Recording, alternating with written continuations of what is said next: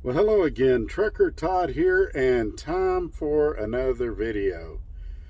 The weather outside is frightful, or at least it is in part of the country. And there's snow and ice just today here in Albuquerque. And I'm filming this on December 10th because December 11th is my birthday, and I probably won't be on here a lot. I got a delivery in the morning and then another load to pick up that afternoon. But while you're dashing through the snow or preparing to dash through the snow, I know a lot of you guys will be going home for Christmas. Some of you guys will be working through Christmas. But either way, whether you're in your personal vehicle or in your truck, you're probably going to encounter some bad weather at some point.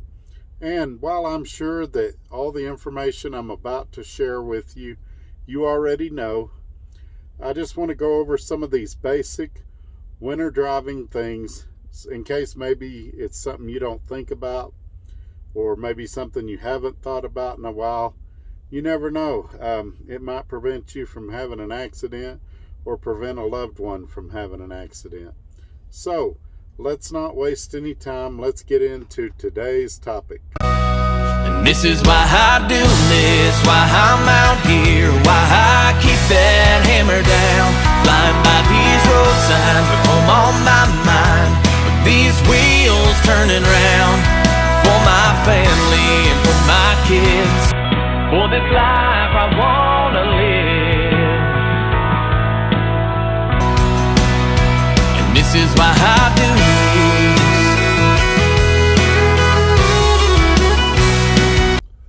Alrighty, we're back. Like always, thanks to YouTube unsubscribing a lot of people. Look down below. Make sure you're still subscribed. Give me a thumbs up. This video, especially because it transcends trucking, it's talking about safety and winter driving conditions. Share this video on your social media platforms. Below, you can leave a comment. You can email me. My email's in the description. If you'd like to apply at Dart Transit, there's a link there to do that. Also, if you'd like to talk to a live person before you make any decisions, maybe ask some questions about your specific situation, where you live, things like that, there's a number to call recruiting as well. Just tell them you've been watching Trucker Todd and give them my driver number. It's down there. But even if you don't give them my driver number, that 800 number's there. I think it's actually an 855 number, and they'll get you fixed up. But anyway, let's talk about winter driving. There's a lot to consider here. The first thing I'd like to talk about is parking. Do not park on the shoulder of the road, especially in icy conditions. Last night, I saw guys while I was driving all over the shoulders of the road, parking for the night, had their curtains pulled. That is extremely dangerous, especially in icy road conditions. I know you guys know this. I know parking gets desperate. Also, if you can avoid it, try to stay off exit ramps. If you absolutely have to park at one, if you're in a state that allows it, park on the get-on side instead of the get-off side. Why is that? People are coming off the highway at a high rate of speed.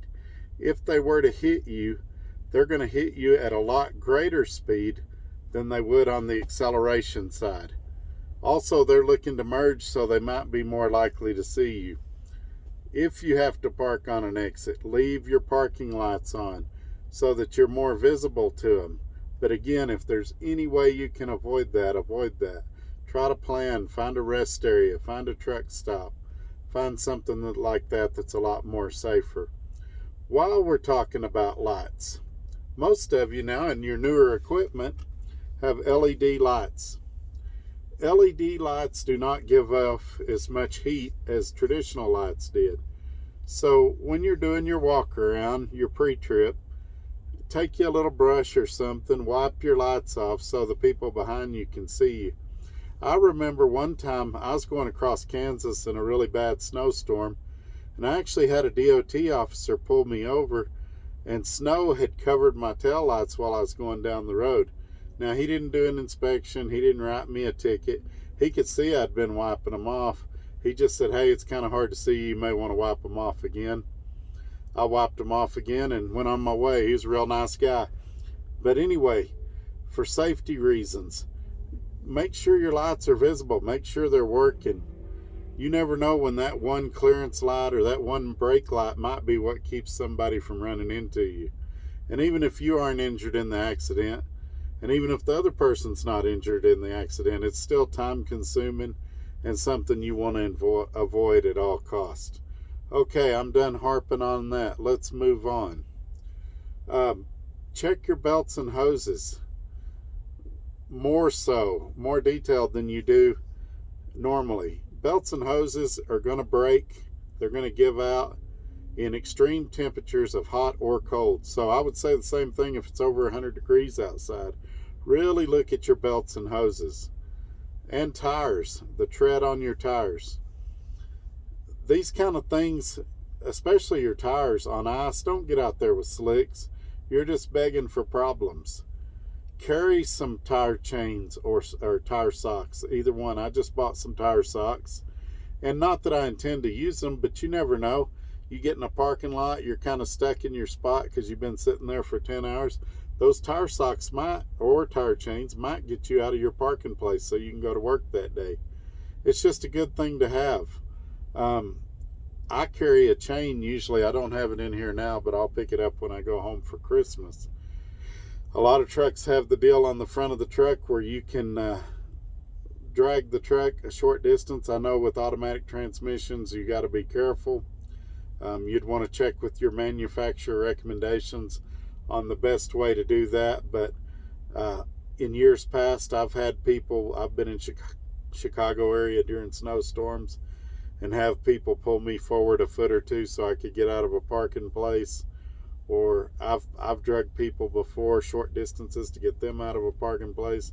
You usually just have them put their automatic in drive and they just idle while you pull them forward. Or if it's a manual transmission, usually just have them put it in neutral. But anyway, again, check with your manufacturer about the correct way to do that. So we've talked about that. Let's talk about food.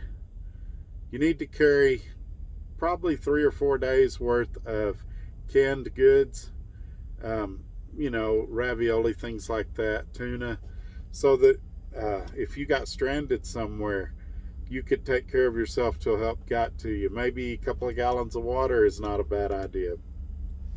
A couple of years ago, when I was on that dedicated deal where I went to grocery stores, I got stranded at Klein's Corner, New Mexico on Interstate 40 and was there for about 3 days. After a while, supplies run low. I found myself giving people water, making people sandwiches because people weren't prepared. Carry some extra blankets, things like that, so that if your truck does become incapacitated, that you can survive and flourish while you're waiting for help to arrive. And so these are important things. I'll tell you another one a lot of people forget about: your cell phones, your tablets. Keep your devices fully charged. I know that you're supposed to run them down for the batteries to last longer and things like that, but you might have to make several calls needing help, and the last thing you want is your phone battery to go dead while you're in a situation where you're trying to get help. And so these are just a few of the things I'd like to run by you. I realize a lot of you have devices in your truck such as OmniTrax or PeopleNet that you could contact your community with, your company with. But remember that we've been in places where those didn't have signal. OmniTrax was just down the other day for several hours. It's been down a lot lately.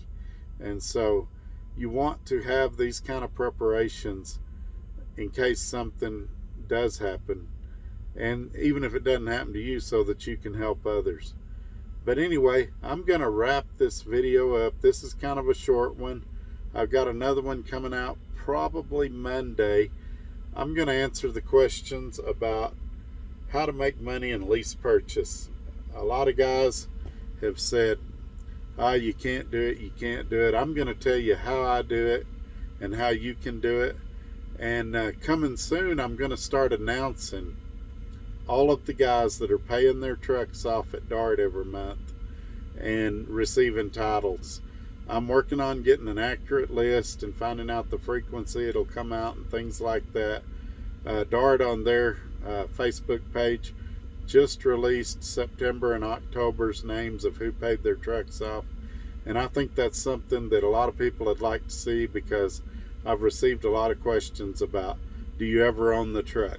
And so I think it might be encouraging to a lot of guys to see the names of those that are paying off the trucks. But anyway, y'all have a great day, and we'll catch you on the next one. Bye-bye.